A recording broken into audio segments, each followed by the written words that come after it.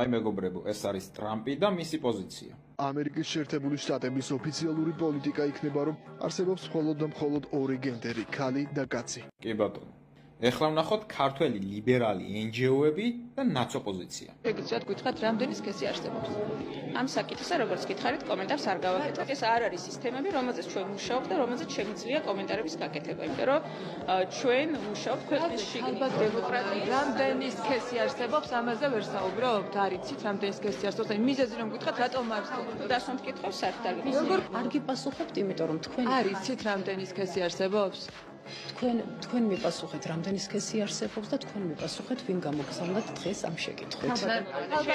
დონალდ ტრამპი თუნდაც გამოგზავნა ამ განცხადებით? რამდენი სქესი არსებობს?